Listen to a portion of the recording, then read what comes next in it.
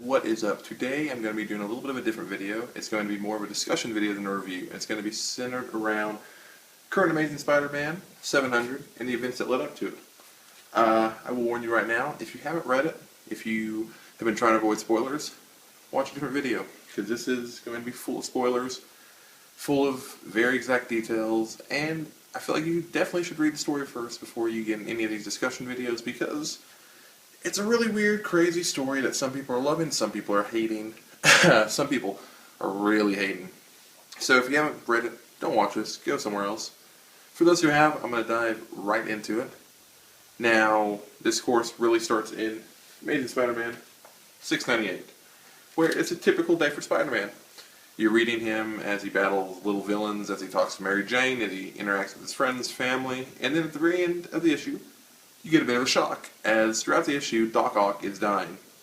And he calls on Spider-Man to come visit him, but he called on Spider-Man by the name Peter Parker. So of course things seem a little weird, because it's like, oh, when did Doc Ock find out? Spider-Man's Peter Parker. Anyway, so Spider-Man goes to visit Doc Ock, and you learn that things aren't really as they seem. You learn that Doc Ock has basically switched minds, if you will, with Peter Parker, and now Peter Parker is in the frail, dying body of Doc Ock, and Doc Ock is in the young, strong Spider-Man body, which of course is quite the cliffhanger and quite the way to end an issue. And then going from 698 to 700, of course Doc Ock is still Spider-Man, and issue 700 is all about Peter Parker trying to get back into his body, as I think anyone would in that situation. Why would you not? So anyway, Peter Parker, in the dying body of Doc Ock that only has mere hours to live, of course recruits some super villains to spring him out of this gel, and is trying to figure a way to get his body back. But because they switched bodies or switched minds in the way in which they did it, they have each other's memories, they have each other's past, they have every bit of knowledge the other one had while they learned through their separate bodies, if that makes any sense. So they are countering every step each way. Doc Ock does something, Spider-Man counters, Spider-Man counters, Doc Ock does something. They each just keep on countering, and it ends up, of course, with Doc Ock in the Spider-Man body, basically holding all of Spider-Man's or Peter Parker's loved ones and family hostage without them knowing they're being held hostage. And it does lead to some very interesting points throughout the story. And of course the story ends with Doc Ock in Spider-Man's body reliving every horrific moment that Peter Parker went through as Peter Parker dies in Doc Ock's body. That's a bit confusing. Hang with me just a little bit more.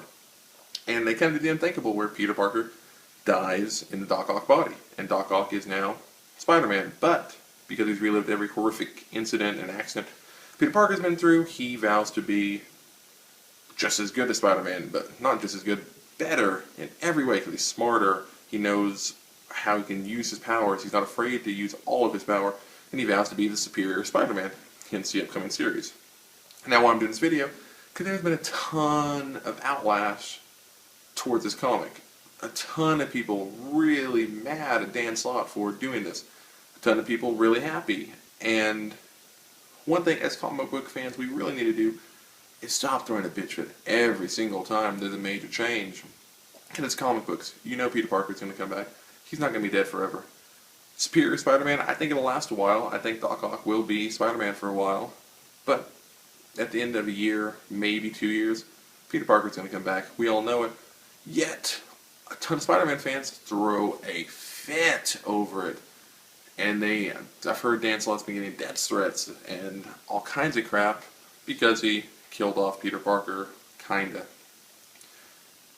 So anyway, why I'm doing this video is I'm really, really curious to see the comic book community on YouTube, see what their thoughts are on the current situation of Spider-Man. I honestly think it's a great thing because it's getting people back into Spider-Man. Movie this summer, of course, helped people want to get back in Spider-Man, and now with this, a ton of people are buying Spider-Man, and of course this current issue sold out I know Nationwide really quick. Very hard to find an issue of it now. And I definitely think it's for the best. Now, do I think the story is going to be good? I think it's going to be interesting. It's somewhat new territory for Spider-Man, which I think is good. I know people don't like change, but I feel like if this goes, well, it doesn't even matter what direction it goes. It'll be new and different either way. So I'm looking forward to see where it goes. Because I think it could be completely new territory wherever it ends up. So that's what I'm looking forward to. I do it, and I also do believe that it was delivered well. There are parts throughout the stories that are a little weird. There's some kind of cliche and hokey dialogue in issue 700 and 699. But overall, I really enjoyed the story, and I don't really see why some people are throwing a fit. I get it, they don't want Peter Parker gone. And I don't necessarily want him gone, and I don't believe by any means he's gone. I don't think anyone believes he's completely gone. But as always, when something major happens in comics, people have to throw a fit and demand their hero back, which they will get. I'm just really curious on the thoughts on of what people think of Doc Ock being Spider-Man. I think it's really interesting. There are parts in it where he's like talking to Mary Jane, and he's communicating with Mary Jane about their relationship.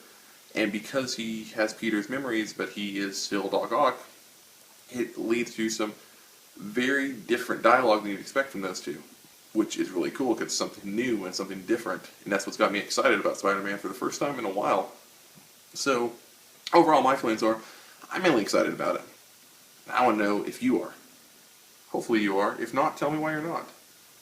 Leave a comment below telling me why you are so mad or why you are furious at what they've done, or if you just didn't like the story, why you didn't like it.